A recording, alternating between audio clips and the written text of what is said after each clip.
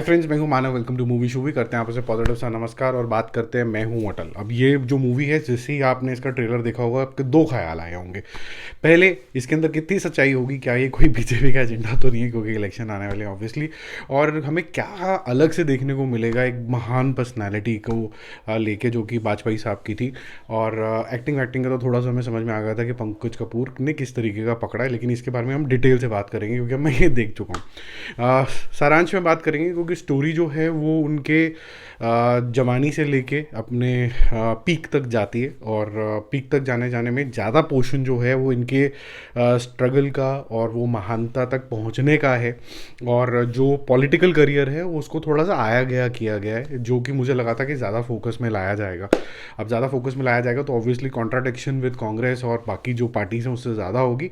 But यहाँ पर उनकी सोच, कैसे वो बचपन में थे, थोड़े शर्मीले टाइप के थे, किसी को नहीं लगा था वो इतने महान ओरेटर बन जाएंगे, और फिर कैसे वो इतने महान ओरेटर बन जाते हैं।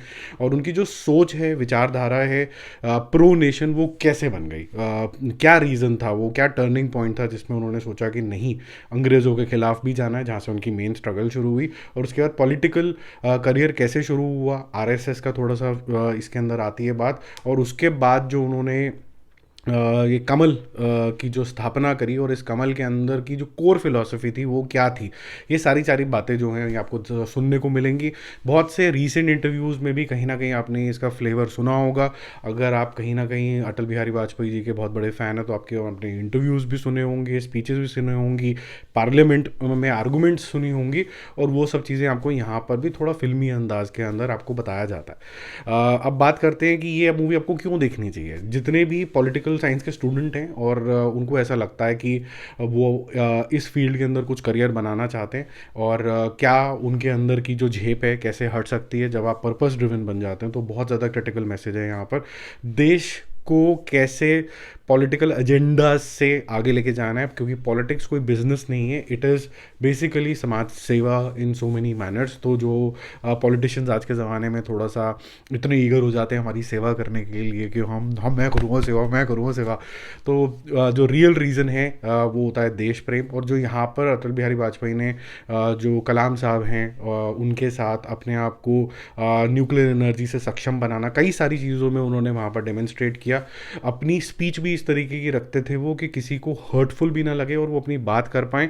और यहाँ तक कि कुछ कुछ स्पीच तो इतनी इम्पैक्टफुल हैं जहाँ तक कि आपको ऐसा लगेगा कि यार ये तो कोई बड़ा बुजुर्ग है घर का जो आपको डांट रहा है। और डांट रहा है क्या, जो आपके ऑपोजिशन के अंदर हैं, सोनिया गांधी का भी यहाँ पर रेफरेंस आता है, जो लाडवानी साहब हैं उनका भी आता है। जो वो उनका डांट का तरीका ये है कि जैसे कोई घर का बड़ा डांट रहा है देश के लिए कि आपको किस लहजे से, तमीज़ से बड़ों से बात करनी चाहिए। तो बड़ा घरेलू टाइप फीलिंग आती है।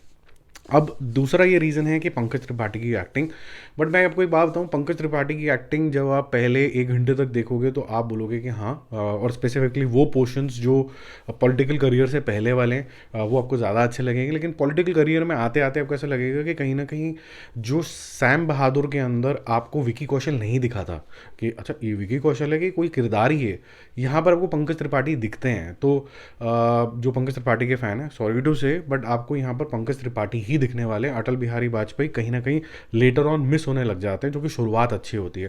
तो यहाँ पर कहीं ना कहीं मैं बोलूँगा कि जो एक्टिंग प्रोवेस है, जो वन डायमेंशनल, कई बार आपको ये वाली फीलिंग आएगी।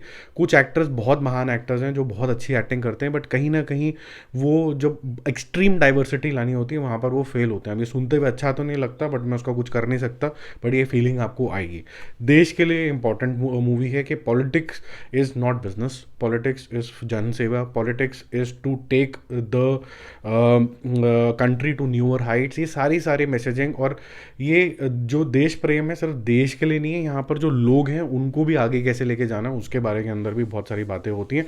बट लार्जर पोर्शन ये पॉलिटिक्स को छोड़ जो उनकी खुद की स्ट्रगल रही है एक मुकाम तक पहुँचने के लिए, वहाँ तक है। तो अगर आपको इस तरीके की स्टोरी में इंटरेस्ट आ रहा है तो आप देख सकते हैं। अगर आप चाहते हैं कि कोई एक बेहतरीन एक्टिंग आप देख पाएँ तो आप वो भी देख सकते हैं। पंकज त्रिपाठी की एक्टिंग नो डाउट बहुत अच्छी है। जिस वो होता है ना कि हम लोग थोड़ा सा ज़्यादा क्रिटिकल हो जाते हैं कभी कुछ बातों को लेकर, और मैं चाहता हूँ कि अगर एक बहुत बेहतरीन एक्टर है तो वो अपनी ही गुणवत्ता या अपने ही अच्छी चीज़ों के अंदर ना फंसा रहता है, अपने आप को और चैलेंज करे। कई बार ऐसे ऐसे शॉट्स आ जाते हैं कि आप बोलोगे वाओ ये क्या हो गया। तो वो थोड़े सरप्राइजेस थोड़े से इसके अंदर आपको कम लगेंगे। जो पंकज त्रिपाठी करते आए हैं वो यहाँ पर आपको दिखता है, जो कि वो अच्छा ही करते आए हैं, ठीक है। लेकिन मास्टर स्ट्रोक या मास्टर पीस अगर आप बोलें तो वैसा वाला हिसाब किताब नहीं है, और ये किसी भी एंगल से कोई बीजेपी का एजेंडा या फिर किसी को स्पेशल फ्रेम में लाने की कोशिश नहीं करी गई है। ये एक इंडिपेंडेंट मूवी है। हाँ, ये ज़रूर है कि इस फिलॉसफी से you will go closer to BJP's core reason for existence. ये आप थोड़ा सा क्लोज उसके ज़रूर चले जाओगे। सोने पे सुहागा, अभी राम मंदिर का उद्घाटन हो रहा है जो कि एक अच्छी बात है। वो भी एक अपने आप में चीज़ें ऐड होंगी जो कहीं ना कहीं एक पार्टी को थोड़ा सा फेवर की ज़रूर करेंगी सेंटिमेंटली, ठीक है। बाकी जल्दी मिलते हैं रिव्यूज़ और अपडेट के साथ। मेरा मेरा जो मूवी शो स्कोर है उसके लिए रहेगा 7.5 आउट ऑफ 10। Bye bye.